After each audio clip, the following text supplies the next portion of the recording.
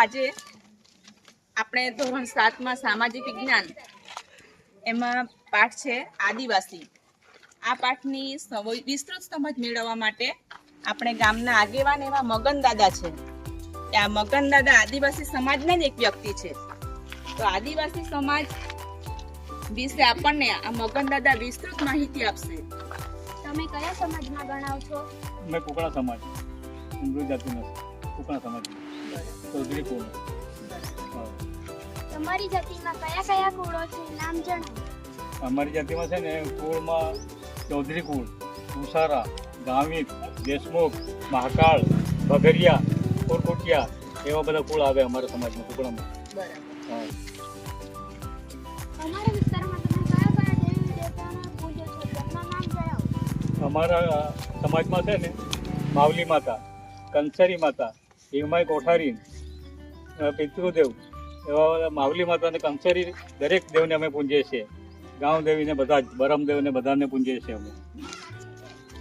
આ દેવી દેવતાઓને પ્રસન્ન કરો તમે શું શું કરો છો? આ દેવી દેવતા છે ને આપણને અમુક ટાઈમે દર વર્ષે અમે એને પૂજા આપીએ, બરાબર. પછી એના 5 વર્ષે લગ્ન કરવામાં આવે, માવલીના, કંસરીના, એમાં બધા પૂજા આપીને અમે પ્રસન્ન કરીએ એને દેવી દેવતાને. એ આપણને હેરાન નહીં કરે પછી એવું. આદિવાસી વાદ્યો કયા કયા છે અને તેના નામ જણાવો. આદિવાસી વાદ્યો એટલે કે તમે જે કંઈ વગાડતા હોય પ્રસંગે. આદિવાસી વાદ્યો છે ને એમાં એક માવલીમાં તારપું આવે, બરાબર. પછી કંસરીમાં એક ઘાંઘડી આવે વગાડવાની. પછી તે ભગત ભુવા છે ને તેની કથા વાંચે કંસરી માતાની.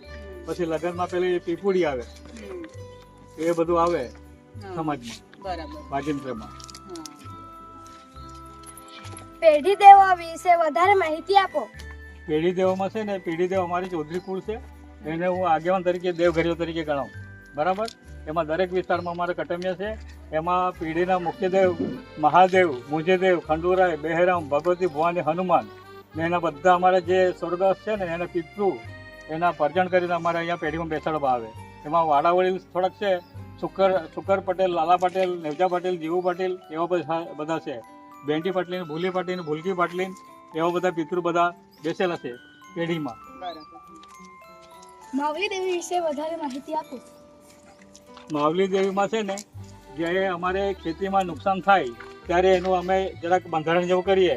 પછી એને ઘરે એના વાજીવંતે આગમન એ કરીએ ને એનું લગ્ન કરીએ, બરાબર. ને એમાં તારપુલ આવે, ભગત ભુવા આવે, બધા ધૂણે ને બધું એવું કરે ને માવલી માતાને અમે પસંદ કરીએ.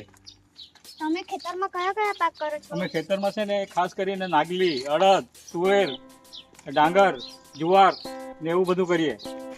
તમારા સમાજમાં જોતા રીતિ રિવાજ માહિતી આપો. અમારા સમાજમાં રીત રિવાજ છે ને આ શુભ પ્રસંગમાં, લગ્ન પ્રસંગમાં પહેલાં છોકરા છોકરીની પસંદગી થાય, પછી 5 આગેવાનો ભેગા થાય, બરાબર. એમાં રીત રિવાજો નક્કી કરવામાં આવે. એટલે એમાં થોડીક ધારાધોરણ પ્રમાણે એમાં નાની પેન, મોટી પેન એવું બધું કહેવામાં આવે. રાન મોડે એનું લાગત એમાં છે ને થોડું ઘણું અમે લઈએ એની પાસે. પછી એનો રીત રિવાજ આગળ અમે એ કરીએ એમ. કંઈ મરણ પ્રસંગે કંઈ મરણ પ્રસંગમાં છે ને એની બધી વિધિ વિધાન કરવામાં આવે. ને અમારા સમાજમાં છે ને એનું આપણે સૂતક તો 16 દિવસ લગી લાગે, બરાબર. પણ એનું અમે સૂતક અમારું કટમ પૂરું થાય, બીજા સમાજના આવે મહેતમાં એના માટે 3 દિવસે, 5 દિવસે, 7 દિવસે અમે એની સાદી વિધિ કરી નાખીએ. એટલે એ પેલો મહેતમાં આવે તે છૂટો થઈ જાય. કંઈ પરજણ જેવું ઉજવો કે પરજણ ઉજવીએ. પરજણ છે ને અમારા ઘરના ખાસ વડીલ હોય ને તો મારે ઘરે જ પરજણ રાખીએ અમે. અત્યારે છે ને મારી ભાભી ચાલી ગયેલી ત્યારે એકવાર પરજણ રાખ્યું. પછી મારા કાકા નવલ કાકા એ ચાલી ગયા હતા 2 વર્ષે તમે ઘરે જ પરજણ રાખ્યું. ને બીજા આ બધા સ્વર્ગસ્થ થાય ને એ જ્યારે મળે ત્યારે એનું પરજણ તો કરવામાં જ આવે. અત્યારે આપણે બધા ઉકળ સાહેબ ને બધા છે ને એમાં પરજણ છે જ હટીમાં, બરાબર. અહીંયા લઈને ઉજી લાવવાના છે અમે. હા. તમારી ભાષામાં ગવાતું કોઈ પણ એક ગીત સંભળાવો.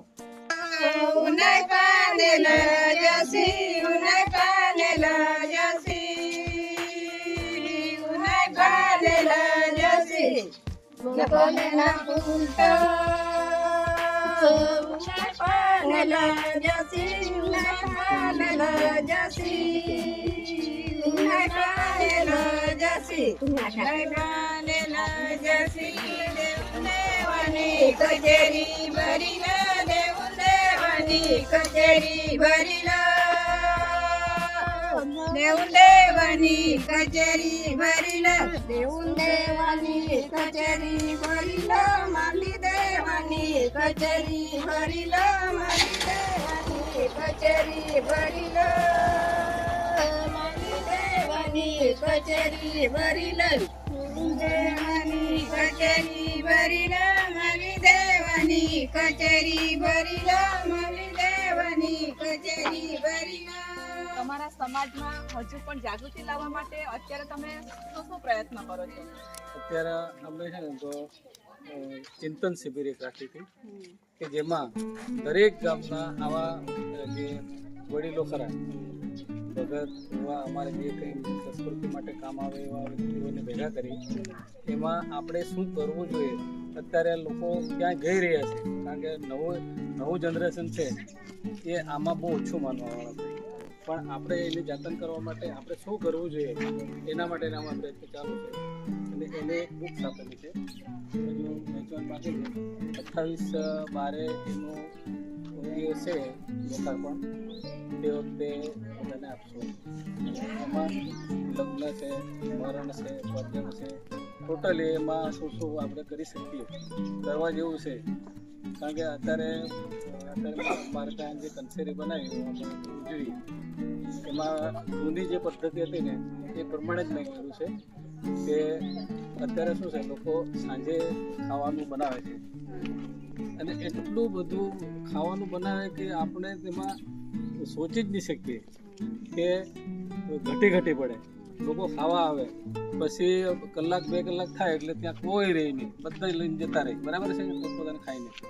એટલે એના માટે છે ને બીજે દિવસે આ જે પૂંજ પાડવામાં આવે છે અમારે ત્યાં શેરીમાં, એ જ્યાં સુધી ભરાય નહીં અને જ્યાં સુધી નારિયેળ છોડે નહીં એને જે ચઢાવવામાં આવે છે એ ચઢાવી જાય પછી જ આપણે ખરેખર મહાપ્રસાદ લેવો જોઈએ. એ પદ્ધતિ મેં અત્યારે અપનાવી લીધી છે અને મને જોઈને અમારા ગામમાં 3-4 જગ્યાએ એવું ચાલુ છે. હા, એટલે આપણે કોઈને દબાણ નહીં કરવાનું, જેને પોતપોતાની મરજી પડે એ સમજ તો થાય તો એ ઓટોમેટિક બધા આવવાનું જ છે. કારણ કે મેં મતલબ ભૂલાતું નહીં જાય. હા, એટલે પહેલેથી જે ચાલતું આવેલું છે તે પાછું અત્યારે શરૂ થઈ ગયું. હા, એ રીતે. સાંસ્કૃતિકને સાચવી રાખવા માટે તમે શું પ્રયત્ન કરશો?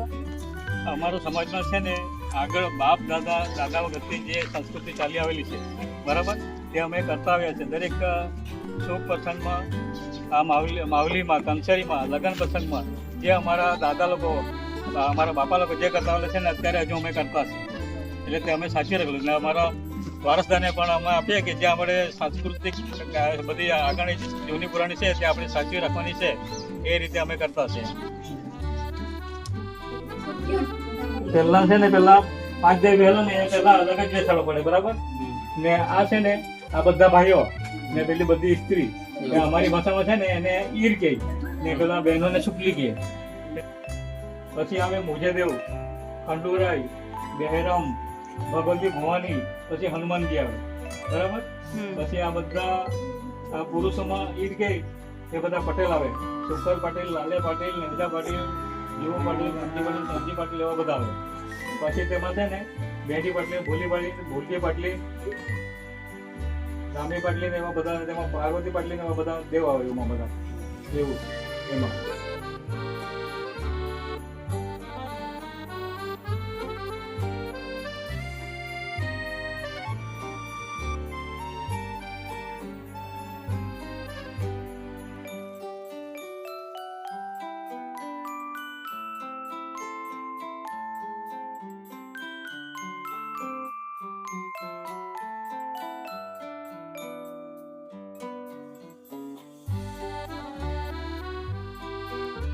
મગન દાદા છે ને આદિવાસી સમાજમાં જે વપરાતા આ ટોપલા કે ટોપલી કે જે વાપરે છે ને એના વિશે માહિતી આપશે મગન દાદા.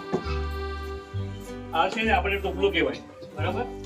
એમાં છે ને વજન નીકળે ને તો હા ભરીને ગમે તે ભરી નાખે ને તો 10 કિલો ઉપર જ થાય. આને ટોપલું કહેવાય. આને છે ને ટોપલી એટલે પુરુકલી કહેવાય અમારી ભાષામાં.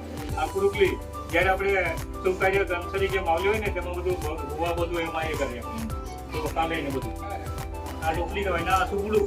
ને આ છે ને આપણું દેશી ખોરાક આળું કહે એને. આળું થોડા કરતા અમે આળું કહે એમ. ને આપણે છે ને આ અત્યારે બધા ડબ્બા પેલા આવી ગયેલા રોટલી મૂકવા. અમે રોટલી આમાં મૂકીએ. કેટલું કહેવાય? એમાં રોટલી મૂકીએ એમ. આ છે ને આ વજન જ આપણો એક વજન કાંટો જ કહેવાય. આ પાયલી કહેવાય. એનાથી આપણે આગળ બધા અમારા દાદા લોકો બાપા લોકો બધા એનાથી ભાગ વેચતા. પાયલી ભરી ભરી જેટલો માણસ હશે એટલો એને પાયલી કહેવાય. પહેલાના જમાનામાં વજન કાંટો નહીં હતો તો આવું ભરી ભરીને આવું ભરી આપતા એમ.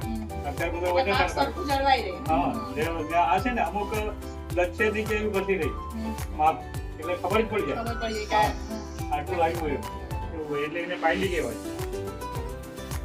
ચાલો બાળકો, સરસ આપણને મગન દાદા અને નમિત સાહેબ આપણને સરસ માહિતી આપી. એમનો ખૂબ ખૂબ આભાર. જેમણે ગરબા ગીત પણ સારા ગાયા.